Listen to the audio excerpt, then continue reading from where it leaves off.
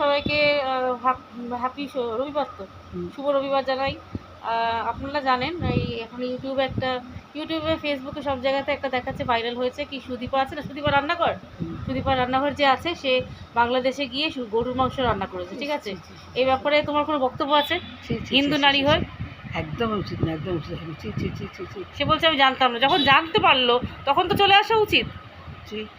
ওকে একদম মানে কীভাবে দণ্ড দেবে সে বলার কথা না।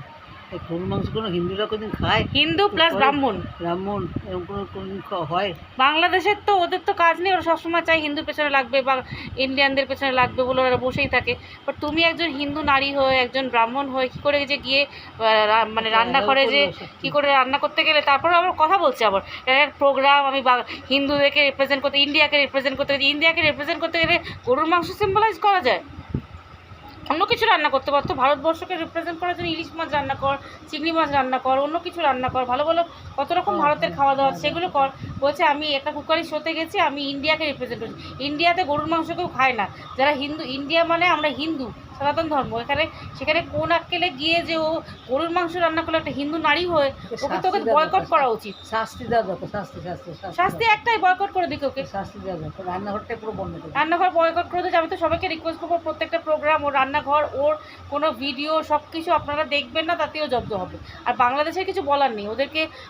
মানে আমার তো তাহলে বলা উচিত, ওরা যখন একটা হিন্দু নারীকে, হিন্দু মেয়েকে বা ইন্ডিয়ানকে ডেকে গরুর মাংস রান্না করে, তাহলে আমিও বলবো না, ইন্ডিয়ান মেয়েটার দোষ।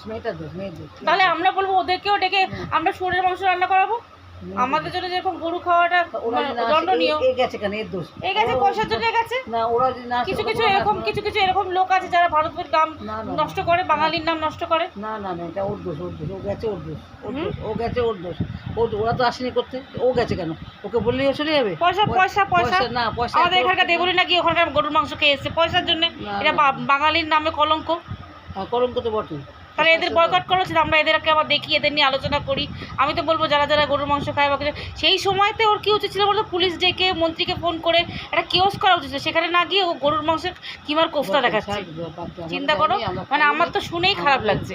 সুতরাং আমার এটাই বক্তব্য, বয়কট করা উচিত। এটা শোনা, বলা, আলোচনা করাটাই পাপ। কি বলবো, এরা আবার বড় বড় লোক হওয়া, বড় বড় দেবতা পুজো করি, সেই গরুকেও কাটছে। আমরা হিন্দু হয়ে গরুর কিমার কোফতা দেখাচ্ছে। আমার এটা দেখেই এত খারাপ লেগেছে যে ভাবলাম একটা ভিডিও করি। তোমাকে আর কিছু বলার আছে? ওকে বয়কট করা উচিত, ওকে একদম বয়কট করা উচিত। আমার তো মনে হয় ওর প্রত্যেকটা ভিডিও সব কিছু বলছে কি আমি ভারতবর্ষকে রিপ্রেজেন্ট করছি রান্নার প্রোগ্রাম। রান্না আমাদের ধর্মের না, গরুর মাংস। যাই হোক, আমার কিছু বলার নেই। আপনাদের কোনো বক্তব্য থাকলে আপনারা জানাবেন। ধন্যবাদ।